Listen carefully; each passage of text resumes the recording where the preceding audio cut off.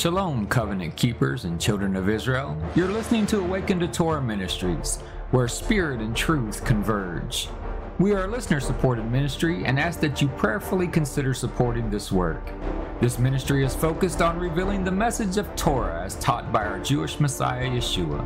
Your donation will be used to further a ministry devoted to exposing the lies that we have inherited from our forefathers, as Jeremiah 16:19 clearly declares. You can contact us at 77690 South 4680 Road, Stillwell, Oklahoma 74960, or join our mailing list at awakentotorah@gmail.com. We look forward to meeting you when we once again are sheltered by a cloud by day and a fire by night on our way to Jerusalem. Shalom Aleichem, and we'll see you there.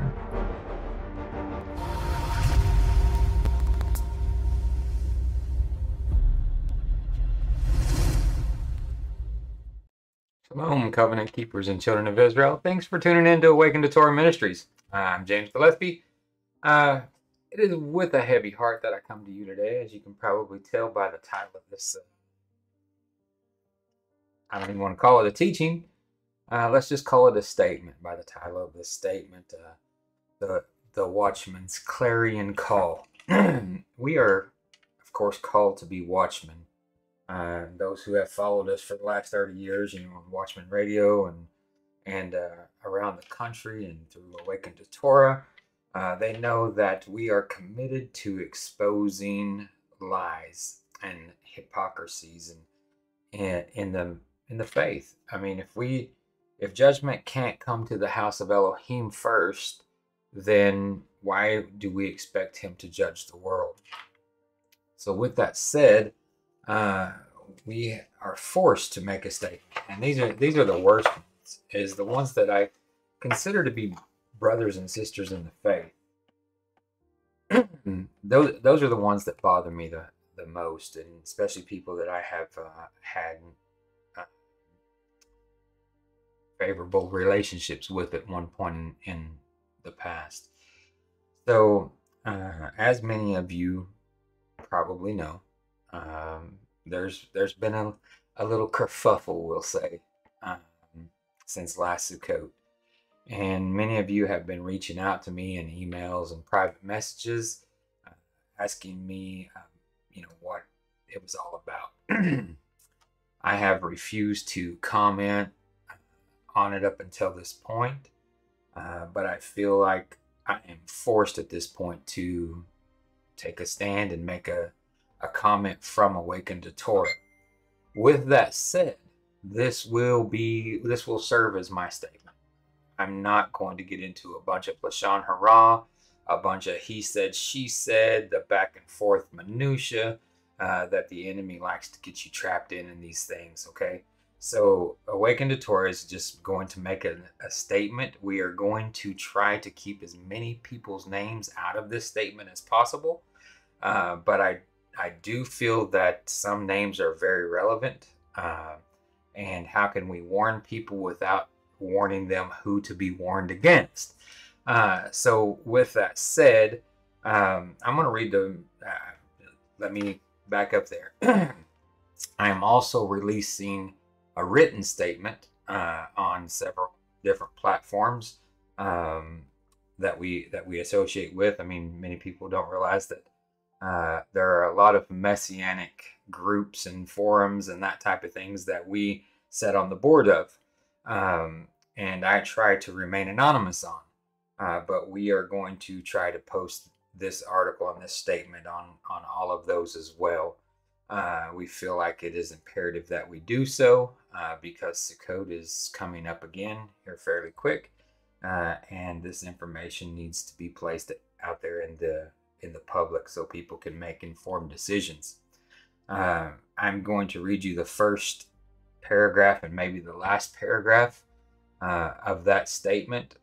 You can go read it for yourself at your convenience, but I'm going to read the first. I'm going to make 8 or 9 points in between, and then I'm going to read the final paragraph as well, and then we're going to leave it there, and it should serve as our complete and full statement I do not intend to address this further.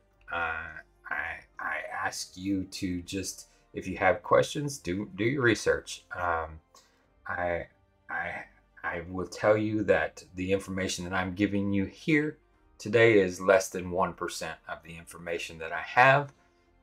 But the information that I'm going to present here, I believe that is imperative for believers to know before they take their children into the Restoring His Way Sukkot site at Wewoka Woods, Oklahoma.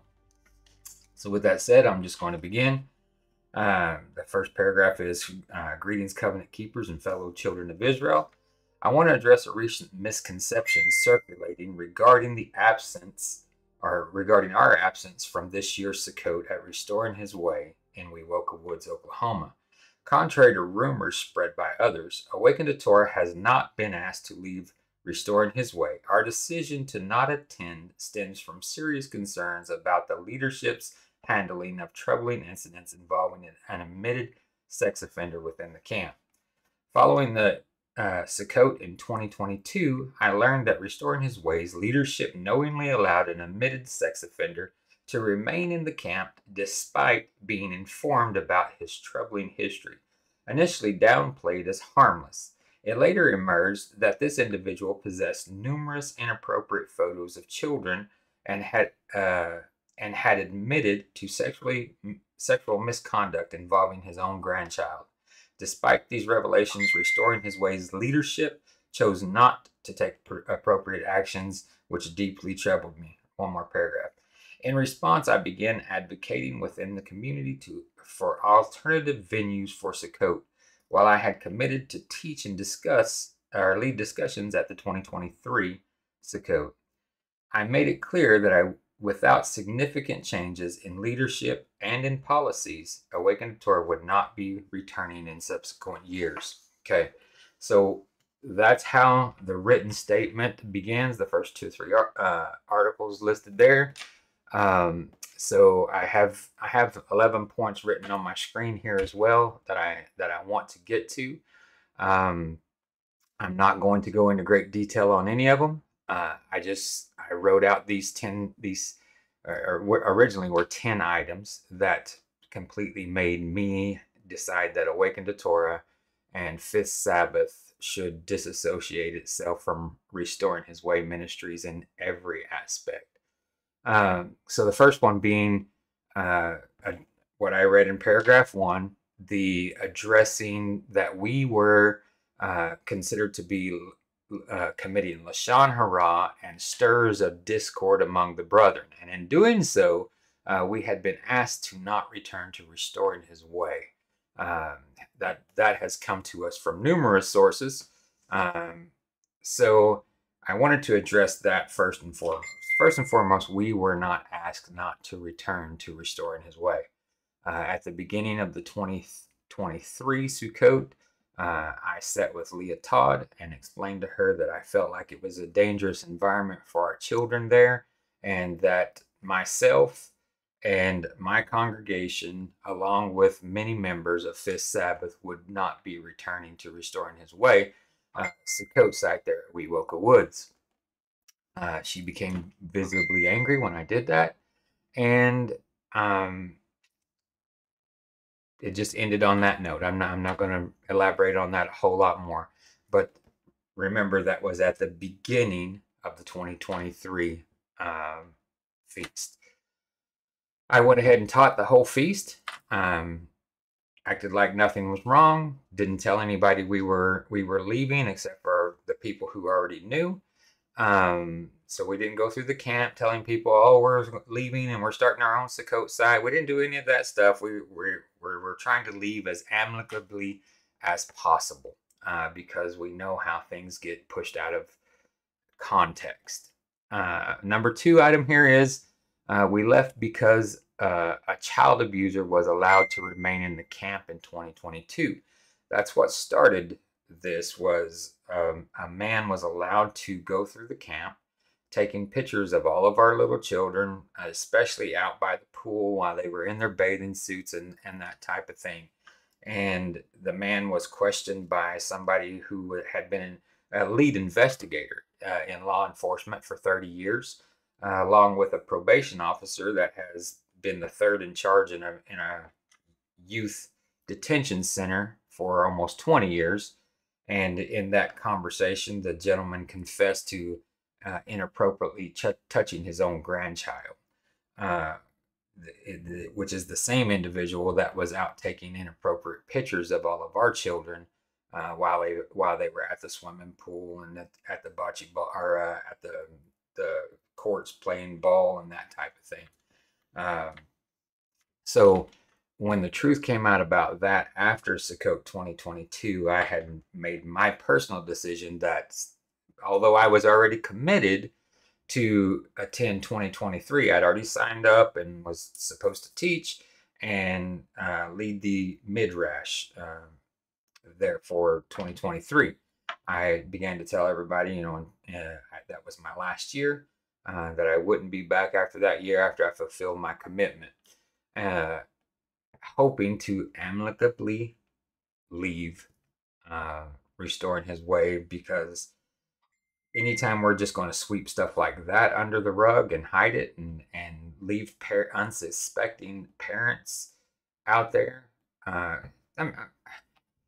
here's what happens. If you're in a religious setting like that, behind a closed gate, supposedly around like-minded believers, most parents drive up there, they open the doors to their vehicles, and some of them don't even see their kids for days at a time. They just turn them out. I know most parents aren't that way. I'm not that way. And hopefully you're not that way. But a lot of parents do. They just go up there and turn their children out because they believe it to be a safe environment and allow them to hang out with their friends unrestricted and unencumbered. And when people like this are allowed to knowingly remain in the camp, that is a dangerous, dangerous precedent being set.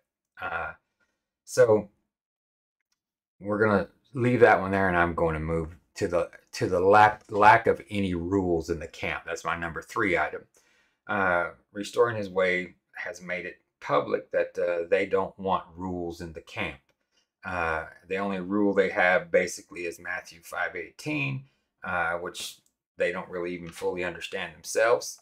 But neither here nor there. They handle it between each other. Don't bring your stuff to them. That's basically the sentiment that you get. Numerous times over the past 5 or 6 years, I had mentioned, maybe we do need a few rules. I mean, I'm not saying we need to start, clothing rules and all that kind of stuff. I'm not saying that, but there has to be some standard. We're supposed to be Torah observant believers, so let's establish some standard, and which was rejected. My number 4, drunkenness to the point of falling in the fire. I personally had to catch Melanie Bach one night, being so drunk that she stumbled and was about to fall headlong into a fire.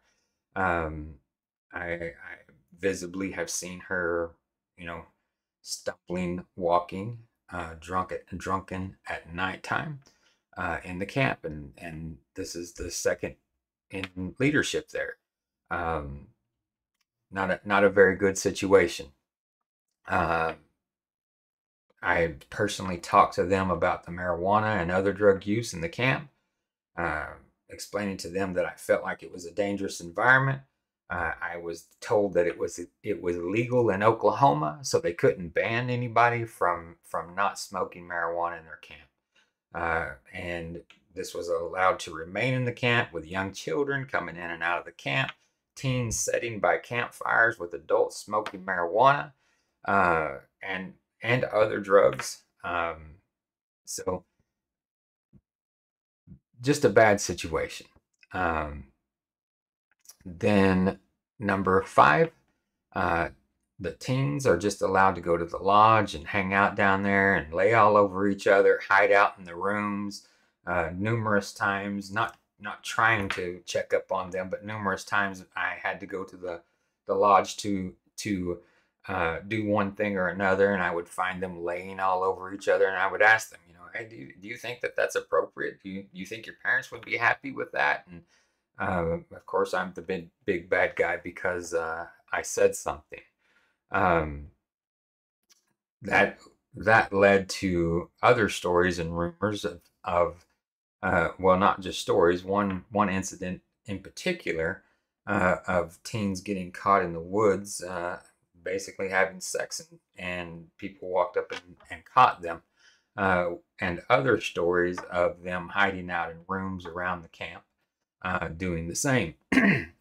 So this is the reason that I had presented to Leah that I felt like it was a dangerous situation and that we needed to establish some guidelines and some rules. But that was rejected. Um,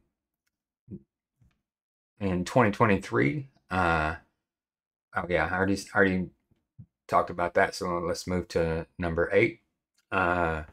Denver being allowed to stay. Okay, so this for those who were there last Sukkot. You saw at the end of Sukkot a big kerfuffle. Okay, I'm not going to go into it and rehash every little detail. That's not what I'm doing here. The end result of that was that myself and the other leaders of Awaken to Torah and Fifth Sabbath were assured by the leadership of restoring his way, specifically Heath Todd, that on his word, Denver would not be allowed to return to that camp the following year or any subsequent year after. And that he definitely would never be allowed around children again. And now we've been made aware numerous times by 3 different sources that not only is Denver registered to be there this year, he is basically back in the exact same role he has always been there. Third in leadership with Melanie and Leah. And helping with the children's ministry. I am going to tell you with my own ears, I heard Denver Brawler admit to kissing a girl inappropriately. An 11-year-old girl. We'll just say 9 to 12. 9 to 12-year-old girl inappropriately. On the knee, and then he made the motion that he had kissed her right below her collarbone, which is the top part of her breast, as well. I turned and went to tell Heath and Leah that I heard him admit it with my own ears and that I believed he needed to be out of the camp. That's what led to Leah jumping in my face and screaming at me in front of everybody and all the nonsense that happened at that point. Okay. I'm not going to rehash all of that. If I have to, I will. But I would rather do that in a legal setting than on a Facebook post or a YouTube post or a blog spot post. Okay. I just don't want to go into a lot of great details. I'll just tell you that the way that was handled was very much inappropriate. Denver was not asked to leave immediately like he should have been. He was allowed to stay the night, allowed to the next day get up and hang out till almost 1 o'clock in the afternoon, say goodbye to everybody like he just had to leave early because we insisted that he be removed from the camp.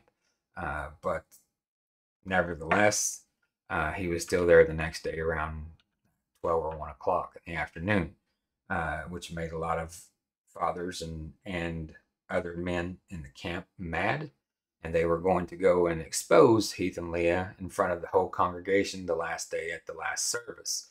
And myself and another gentleman intervened in that situation and stopped that from happening because at that point Denver had left the camp and Heath Todd had promised myself and him that Denver would be kicked out of the camp and not allowed back.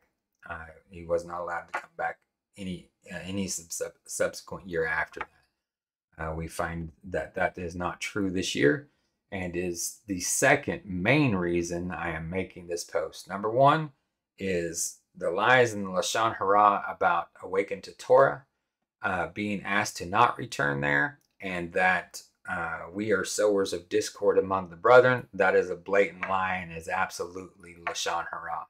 Number two, leadership at Restoring His Way, namely Heath Todd, Leah Todd, Melanie Bach, and Denver Brawler. The lies, the treachery, the absolute Lashon Hara of this ministry, the pedophilia, in my opinion. I think inappropriately kissing a 12-year-old girl that's not your daughter is verges on pedophilia. So that's why I'm saying it that way. It's unacceptable. It is unacceptable in that setting, and it needs to be pointed out. It needs to be exposed. So as a watchman in this faith, exposing evil and exposing treachery, I feel like it is my duty and the duty of this ministry to protect our community by putting this information out there, by setting this warning out there, by establishing this clarion call to righteousness and holiness, to accountability among our own brothers and sisters. If you're registered to go to Restoring His Ways Sukkot at Wewoka Woods this year, I would caution you.